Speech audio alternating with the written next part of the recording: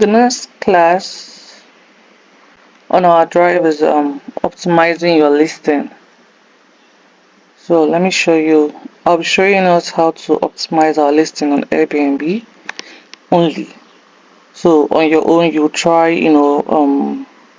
just play around with Booking.com, Vrbo, and other um another listings, another website like other short-term rental websites.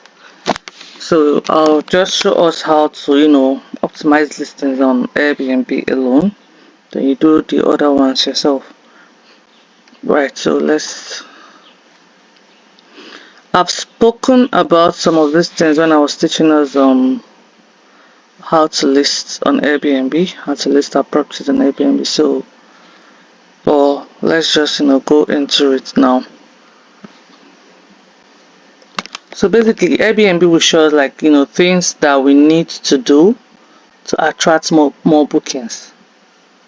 So that's basically what this optimization class is going to be about, because they'll tell you things you need to do.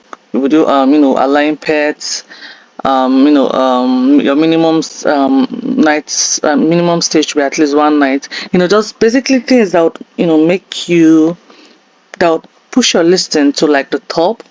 Things that would attract more guests to your listings. So that's what Airbnb will be showing us, and that's what we'll use. Right, so let's start with let me start from here. Like I told you, they'll be showing us things that we'll need. There's ways to improve your business, right? You can see ways to improve your business. They say allow pets at your place. Now you might, I don't know, there's some posts that I've stumbled upon on Facebook and stuff, these Facebook groups that people complaining about they're not getting more bookings, or all of a sudden what just basically them not getting bookings, enough bookings. So you could try to okay, you could reach out and be like, oh, or if they reach out to you, right, to help them with their listing, you could reach out, you could be like, okay, just go through this thing one by one and try to see ways that you can help them with their listing, right? So now, this with pets, it's kind of very difficult for some persons, because some pets, they are not really properly trained. They might spoil sofas or whatever it is at the property, put cupboard or whatever. They could scratch things, scratch the walls. So some owners, some hosts are very very concerned about such things, and they might not, no matter what, they don't care how much booking allowing pet the listing is going to bring them, they might still insist on no.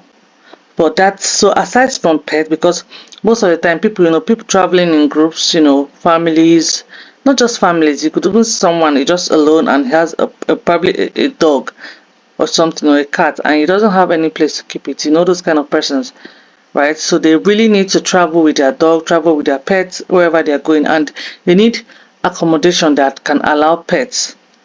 Now if they put like I show you, when I think I showed this on how to list on Airbnb, when they start putting in all these filters, putting their okay, one guest with one dog.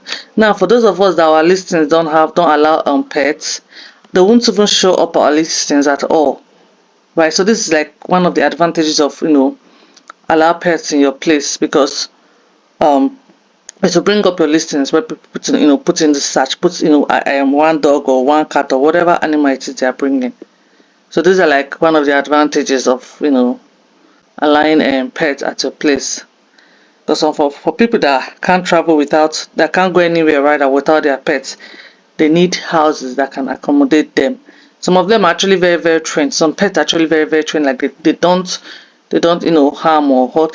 Now, as I feel like as a host, or as a host, right, what you can do in this situation is that even if you are allowing pets at your property, you are going to be very very strict about the rules, in the sense that the owner of that pet must not leave the pet alone at your house. So if they are stepping out, going anywhere, they must carry that pet along, because believe most times why it's, there are stories where pets, destroyed one or two things in the property, probably when they are left alone. But if the owner is with that pet at that time, I don't think, it would have gotten that messy. So it's like you could just, even if you're trying to sell this to your host about, leaving pets at the property, put a very strict rules and regulation that the owner of that pet should not leave the pet unattended to for any second, because any damages they will need to pay. Those kind of very, very strict rule. So now it's you coming with pet that will know, okay, oh yeah, now I have to, this my pet, especially for those that know that their pets are not really properly trained. You have to know what you will do, because if it's damage anything in the house, you pay for it. So those are like, things you could sell to your host, because all this, no matter how little it is, it really, really boosts their listings, right? So let's move to highlight any free parking. Now with free parking, there are some properties, yeah, in the UK, yeah, US, some areas rather, that don't really have parking, right? They don't really have parking. What you could advise your host is that, for now, let's say we've got what's it called? We've got a property. Sorry, you got a parking close by.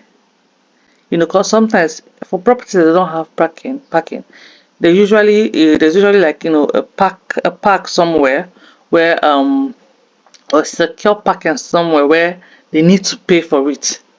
But the prices are not really much. The prices are not really much. Now you could try to arrange this with your host, right? Like, they could reach out to those, the organizers or people arranging that, doing the whole parking thing, and try to get a very good rate. Since, okay, I'm running an Airbnb business and I've got like guests that'll be coming in and out. I don't want them paying for parking. You could probably arrange like a monthly kind of thing, and okay, I'll pay you every month this particular amount. My guests will come, anybody coming from my property will can park for free. Now, as a host, you probably just add that money. Now, if your nightly rate was say $100, you could probably make your nightly rate $150, $110. Just something that, okay, that extra money you are paying for that parking, you are getting it back one way or the other. So at least it's not really out of pocket.